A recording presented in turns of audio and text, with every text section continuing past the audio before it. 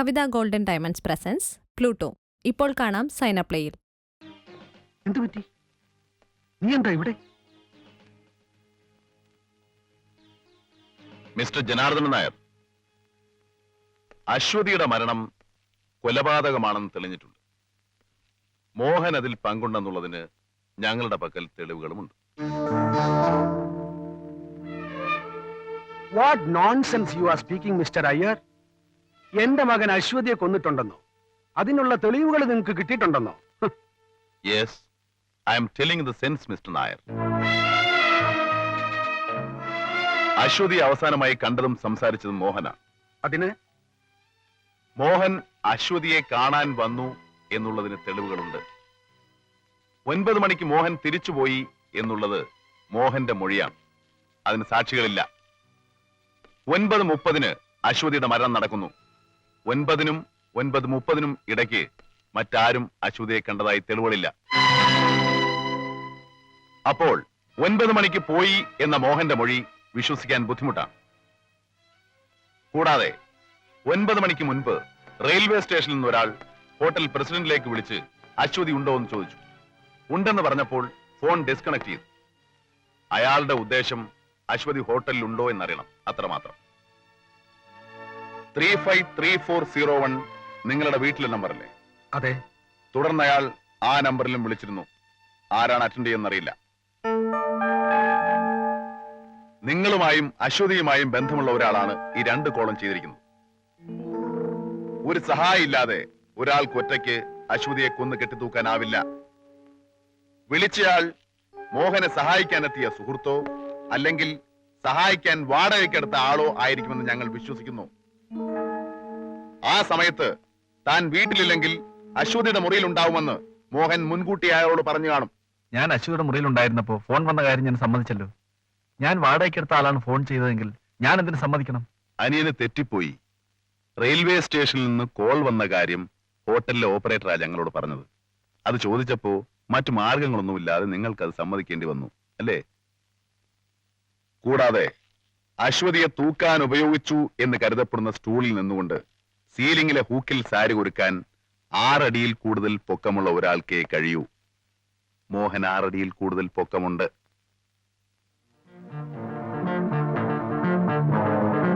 ഇനി കൊല്ലാനുള്ള മോട്ടീവും സഹായി ആരാണെന്നും കൂടി അറിഞ്ഞാൽ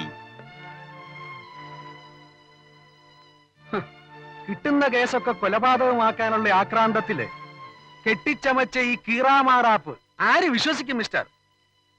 സംശയിച്ചവരൊക്കെ കയ്യിൽ നിന്ന് വഴുതിപ്പോയി. പിന്നെ കിട്ടിയവനെ കുറ്റവാളിയാക്കുക. കൊള്ളാം, നന്നായിരിക്കുന്നു. ഇതാണോ CBIയുടെ രീതി? I will sue you for this. മാനനഷ്ടത്തിന് നിങ്ങൾ സമാധാനം പറയേണ്ടി വരും. മുറിയിലിരുന്ന് സംസാരിച്ചത് കൊണ്ടോ 6 അടി പൊക്കമുള്ളത് കൊണ്ടോ ഏതോ ഒരുത്തൻ റെയിൽവേ സ്റ്റേഷനിൽ നിന്ന് ഫോൺ ചെയ്തത് കൊണ്ടോ ഒരാൾ കുറ്റവാളിയാകുമോ എന്ന് എനിക്കൊന്ന് അറിയണം.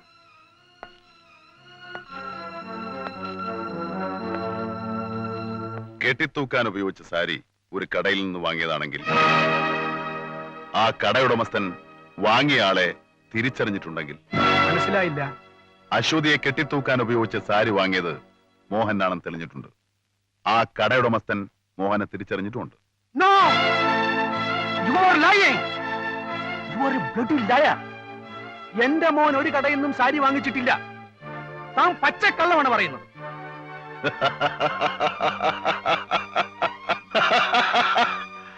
വിക്രം സർ, മോഹനല്ല സാരി വാങ്ങിയതെന്ന് എങ്ങനെ മനസ്സിലായി? പറയണം സാർ, നിങ്ങൾക്ക് എങ്ങനെ മനസ്സിലായി? പറയണം മിസ്റ്റർ.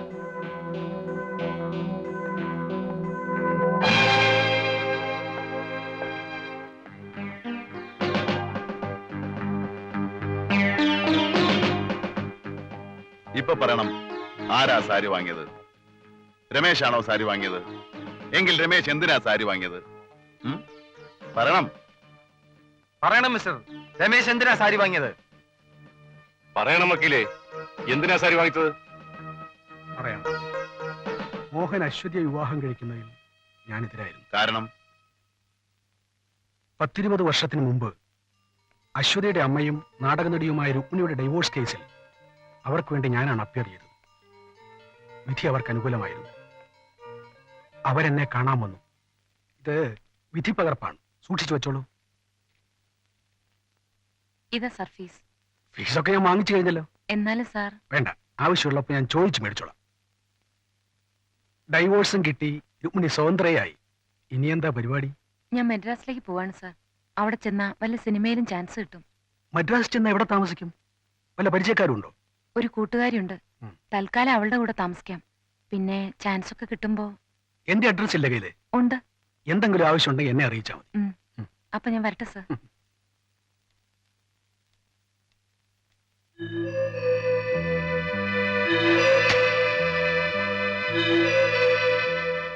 കേസിന്റെ ആവശ്യത്തിനും മറ്റും മദ്രാസിൽ പോകുമ്പോൾ പലപ്പോഴും ഞാൻ രുക്മിണിയുമായി കണ്ടിരുന്നു.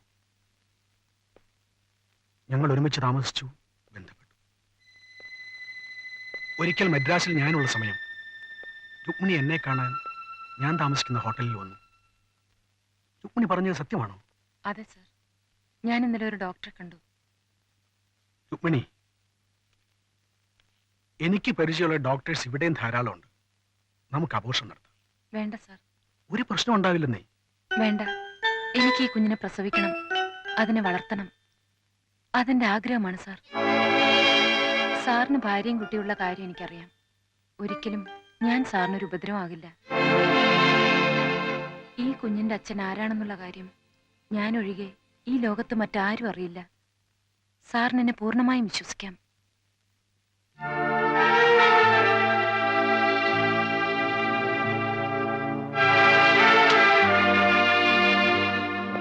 അതിനുശേഷം രുക്മിണിയെ 1 or 2 പ്രാവശ്യമേ ഞാൻ കണ്ടിട്ടുള്ളൂ. അശ്വതിയെ രുക്മിണി പ്രസവിച്ചു. അവൾ വളർന്ന് ബാലതാരമായി, പ്രസിദ്ധ നടിയായി. രുക്മിണി മരിച്ച വിവരം ഞാൻ ഏതോ പേപ്പറിൽ വായിച്ചാണ് അറിഞ്ഞത്. പക്ഷെ മരിക്കുന്നവരെയും രുക്മിണി വാക്കുപാലിച്ചു. അശ്വതിയുടെ അച്ഛൻ ഞാനാണെന്ന കാര്യം അവൾ ആരോടും പറഞ്ഞിരുന്നില്ല. എന്റെ മകനും അശ്വതിയും തമ്മിൽ സ്നേഹത്തിലാണെന്ന കാര്യം വളരെ വൈകിയാണ് ഞാൻ അറിഞ്ഞത്. എത്ര ശ്രമിച്ചിട്ടും എനിക്ക് അവനെ അതിൽ നിന്നും പിന്തിരിപ്പിക്കാനായില്ല. മരിക്കുന്നതിന് ഒരാഴ്ച മുമ്പ് മദ്രാസ് ചെന്ന് അശ്വതിയോട് ഞാൻ അഭ്യർത്ഥിച്ചു. അവളും കൂട്ടാക്കിയില്ല. വേണമെങ്കിൽ മോഹനെ പിന്തിരിപ്പിക്കാൻ അവൾ എന്നോട് പറഞ്ഞു. ഞാൻ അശ്വതിയെ കണ്ട കാര്യം അറിഞ്ഞ മോഹൻ എന്നോട് തറപ്പിച്ചു പറഞ്ഞു, ആരെതിർത്താലും ശരി അവർ തമ്മിൽ വിവാഹം കഴിക്കുമെന്ന്. ആ വിവാഹം ഒരിക്കലും നടക്കാൻ അനുവദിക്കരുത്. അവസാനമായി അവളെ ഒന്നുകൂടി കാണാൻ ഞാൻ തീരുമാനിച്ചു. ഞാനൊരു കേസ് പ്രമാണിച്ച് തൃശ്ശൂർക്ക് പോയി. എത്ര വൈകിയാലും എനിക്ക് വേണ്ടി വീട്ടിൽ കാത്തിരിക്കണമെന്ന് രമേശിനോട് പറഞ്ഞിട്ടാണ് ഞാൻ പോയത്. ട്രെയിനിലാണ് ഞാൻ മടങ്ങിയത്.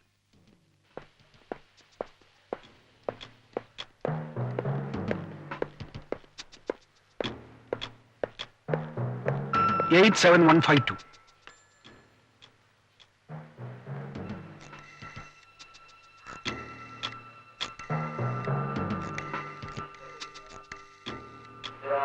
സർ. ഹലോ, ഹോട്ടൽ പ്രസിഡന്റ് അല്ലേ? അവിടെ അശ്വതി ഉണ്ടോ? 353401.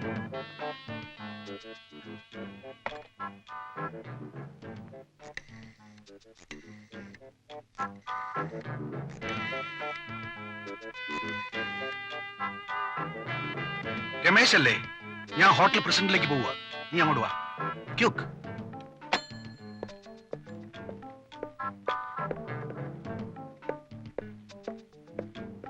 Hotel president.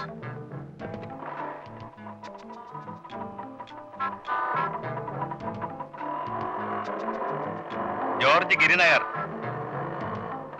Joy BTH. Hotel president. Advocate SJ Nair. താനിങ്ങനെ എന്നെ അറിയും? എന്റെ ചേട്ടന്റെ ഒരു കേസ് സാറ് വാദിച്ചിട്ടുണ്ട്.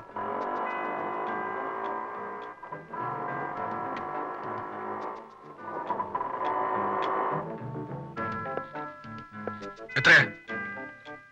5 രൂപ.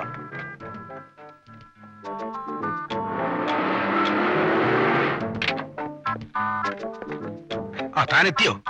എത്തി. വണ്ടി കൊണ്ടുപോയി പാർക്ക് ചെയ്തിട്ട് പോരെ? ശരി. എന്തോ കാശ് പോരെ? മതി സർ. പിന്നെ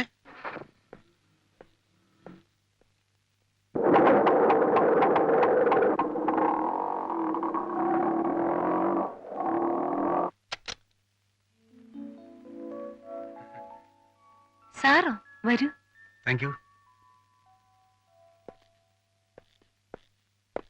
ഇരിക്കൂ. മോഹൻ ഇപ്പൊ പോയതേ ഉള്ളൂ. മോഹൻ എന്ത് പറഞ്ഞു? മെഡ്രാസിൽ മടങ്ങിയെത്തിയാലുടൻ രജിസ്റ്റർ വിവാഹം നടത്താന്ന് പറഞ്ഞിട്ടാ മോഹൻ പോയത്. അശ്വതി എന്ത് തീരുമാനിച്ചു? എന്റെ തീരുമാനം ഞാൻ മെഡ്രാസിൽ വെച്ച് തന്നെ സാറിനോട് പറഞ്ഞതല്ലേ. നീ പിന്മാറില്ല അല്ലേ? മകൻ എന്നെ വിവാഹം ചെയ്യുന്നതിൽ സാറിന് എതിർപ്പുണ്ടെങ്കിൽ ആ കാര്യം മകനോട് പറഞ്ഞാ മതി. അല്ലാതെ നീ പിന്മാറില്ല? ഇല്ല.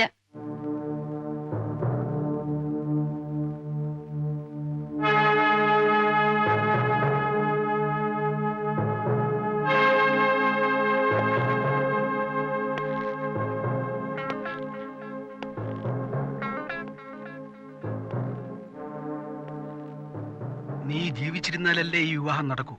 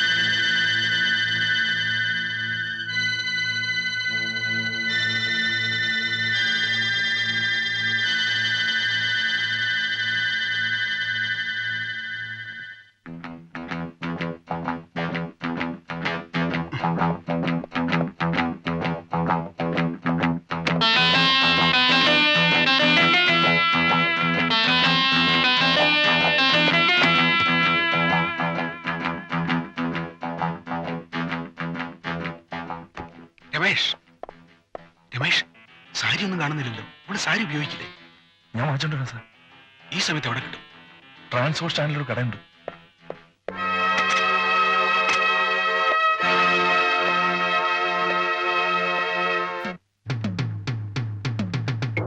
ഇനി എന്തെങ്കിലും വേണം സാർ? ഒന്നും വേണ്ട, വേഗം ഒന്ന് പാക്ക് ചെയ്തതാ.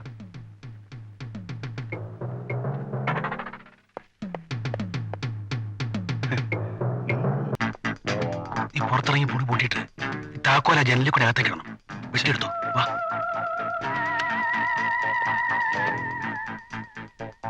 വാ, വാ. വാ.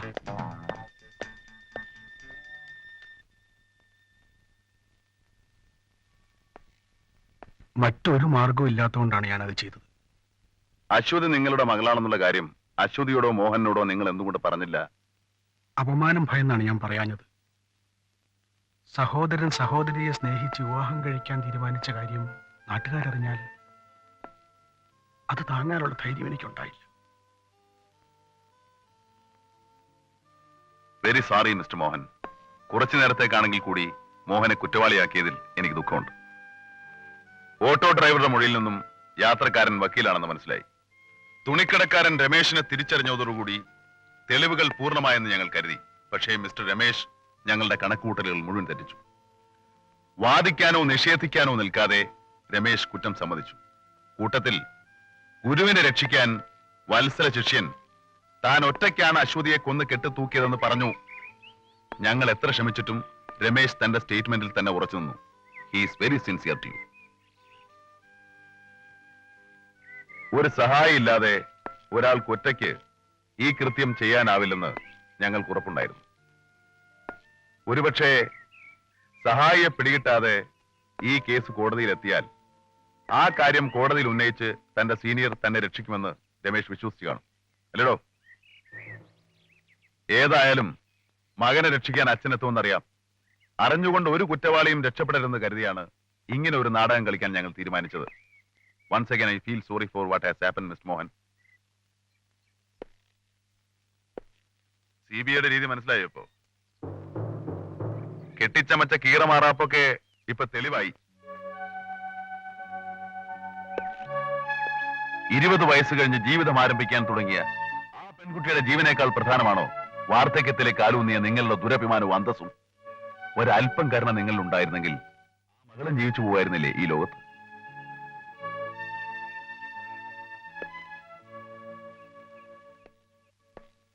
Sir. Yes you can take them. Mister Devdas.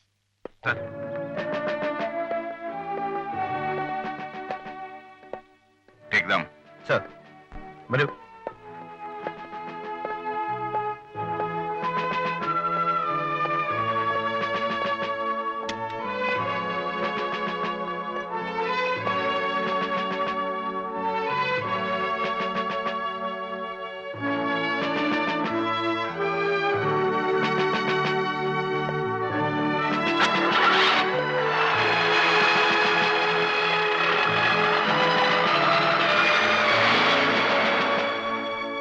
സാറിന് അന്തസ്സായിട്ട് റിട്ടയർ ചെയ്യാം. Thank you Sethu. Thank you very much. Welcome. ചാവാൻ വിധിയുള്ള മുയലാണെങ്കിൽ ഇപ്പോഴും ചാവുമെന്ന് സാറിന് ബോധ്യമായോ?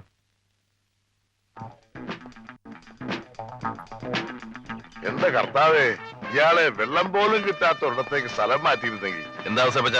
അല്ല, ആ പിടികിട്ടാപ്പിള്ളി സുകുമാരക്കുറിപ്പിന്റെ